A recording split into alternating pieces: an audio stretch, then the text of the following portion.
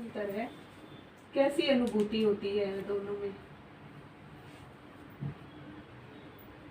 आत्म साक्षात्कार और ब्रह्म साक्षात्कार।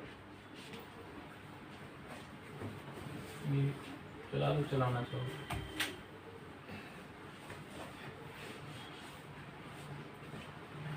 आत्मा का जब लक्ष्यार्थ समझते हैं तो उसी को आत्मा की लक्ष्यार्थता से लक्ष्यार्थता की तरफ को जब लेके जाएंगे उसको, तो आत्मा ही ब्रह्म है। अब ये आत्म साक्षात्कार और ब्रह्म साक्षात्कार में शब्दों में कई बार हेरफेर हो जाता है। शब्दों में हेरफेर ये हो जाता है, यदि कोई परिच्छिन्न मैं को समझ के, यानी स्वयं को समझ के एक ही शरीर में बैठा हुआ है, उसमें मैं अपनी रख के बोलता है, तो आत्म साक्षात्कार कई बार कह देता है। वस्तुतः ये आत्मा ही ब्रह्म है। वेदांत का तो ये कहना है, वेदांत तो यही प्रतिपादित करता है, यही कहता है कि आत्मा ही ब्रह्म है। अर्थात जो आप अपने को परिच्छिन्न मैं में समझ रहे हैं उसको आप अपना व्यापक मैं में समझो।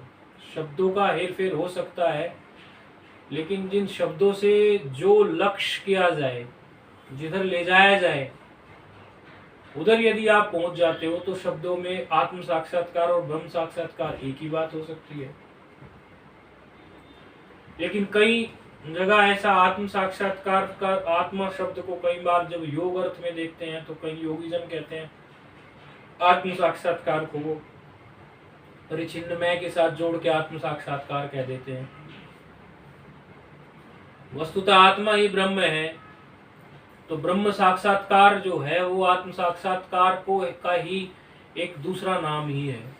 वो इसमें वेदांत की दृष्टि से उसमें कोई अंतर नहीं है, क्योंकि हम तो जो वेदांत के जो पथिक हैं, जो वेदांत में निष्ठा रखते हैं, वो आत्म साक्षात्कार और ब्रह्म साक्षात्कार को एक ही कहते हैं। लेकिन फिर भी शब्दों का हेरफेर हो जाने से इसको समझाने में इस प्रकार भी समझाया जाता है कि आत्मा जो है वो परिच्छिन्न मैं को लेकर आत्मा बोलते हैं, और ब्रह्म जो है वो व्यापक को लेके बोलते हैं। और व्यापक भी तो देश है, तो व्यापकता शब्द आता है। व्यापकता शब्द भी देश को लेके आता है, लेकिन जो देशातीत है वहाँ व्यापक शब्द भी कहाँ है?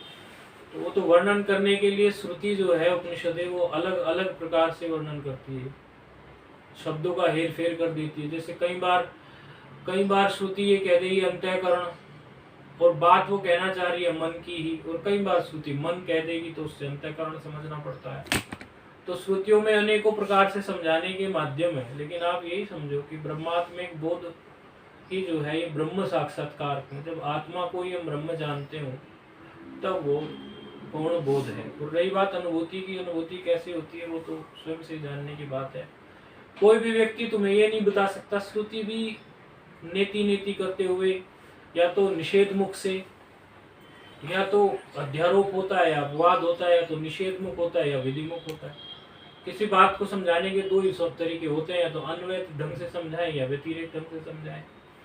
जैसे ये कहने लगे कि जागृत में सुसुप्ति नहीं, सुसुप्ति में स्वप्न नहीं, ये जो है व्यतिरेक है, अर्थात अलग अलग हटा के समझाने का तरीका है। एक एक चीज पर जोर देने के लिए ये नेति का मार्ग है, हटाते चले जाओ, जो रह गया वो वही है। ये एक तरीका है। दूसरा तरीका विधिमुख का है कि जो जागृत में भी है, जो सुसुप्ति में भी है, जो तुरिया में भी है, जो स्वप्न में भी है, ये अन्वय मार्ग हो गया या विधि मार्ग हो गया। तो इस तरह से समझाने के श्रुति अलग अलग तरीके को खोजती है, क्योंकि मनुष्य की जो सोच है, जो मन है, वो वैरायटी चाहिए उसको। वो एक ही तरीके से संतुष्ट होता ही नहीं है। उसको अनेकों तरीकों से समझाने के लिए हमारे ऋषियों ने उपनिषदों का अमृत पिलाया, जिनको श्रुति कहते हैं।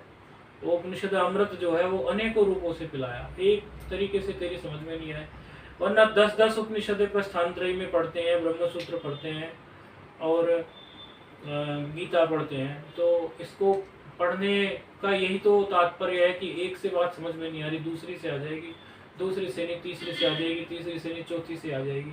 शब्दों के हेरफेर से ही समझ में आ जाएगी। कहीं आत्म साक्षात्कार कह देंगे, कहीं ब्रह्म साक्षात्कार कह देंगे, और कहीं जो आत्म साक्षात्कार को परिचिन्न मैं में कह रहे होंगे तो उनकी परिचिन्न मैं को काटकर व्यापक व्यापक बात कर देंगे। तो ये सिर्फ कहने का ही है तरीका। और रही बात अनुभूति की कि अनुभूति कैसी होती है, क्या होती है, तो वो तो स्वयं से चखने की चीज़ है। और स्वयं से चखने की ऐसी चीज़ है कि वो तो गूंगे का गुड़ है। ये सभी लोग यही बात बोलते हैं, किसी से पूछो वो यही वाक्य बोल देगा कि वो गूंगे का गुड़ है। लेकिन फिर भी इसका वर्णन श्रुति ने कर दिया। ये ऐसा नहीं है कि बिल्कुल हमारे सामने यही कह दिया खुदा की खुदाई वालों की तरह, उनसे कुछ ही बात पूछो वो कहें खुदा की खुदाई, खुदा की खुदाई। ऐसी कौन सी खुदाई होगी जिसका वर्णन नहीं होता। श्रुति ने फिर भी इतने आगे तक जाके वो बात बोल दी है, इतने आगे तक बात जाके बोल दी है कि उतना समझ लोगे तो उससे आगे फिर कुछ बचता ही नहीं है। फिर उसके आगे तो वो अनुभूति सहज ही प्रकट हो जाती है।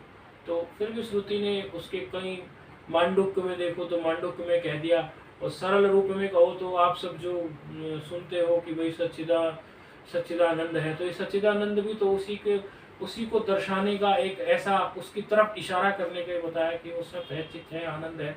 वस्तुतः उसे सत्य जब कहा जाता है जब उसका असत से व्यावर्तन करना हो, चित्त जब कहा जाता है जब उसका जड़ से व्यावर्तन करना हो, और आनंद तब कहा जाता है जब उसका दुख से व्यावर्तन करना हो। लेकिन वो सत्य चित्त आनंद भी जो है वो एक उपाधि ही है, एक उपाध्यात्मक ही उसका रूप है।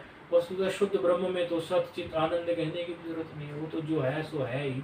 और ब्रह्म शब्द भी बड़ा सोच समझ के व्याकरण दृष्टि से उठाया, उसको धातु इत्यादि प्रत्यय इत्यादि लगाकर, नहीं तो कहने के लिए कुछ तो कहना पड़ता, तो चलो ब्रह्म शब्द कह दिया, वरना उधर जो है शब्द भी कहाँ है, शब्द भी नहीं है। लेकिन फिर भी बहुत कुछ समझा देते हैं। तो कई बार शब्दों का हेर फेर में भी हम उलझ जाते हैं कि आत्म साक्षात्कार कुछ अलग है, ब्रह्म साक्षात्कार कुछ अलग है, और कई जगह वर्णन भी ऐसे हो जाते हैं अन्य अन्य दर्शनों में।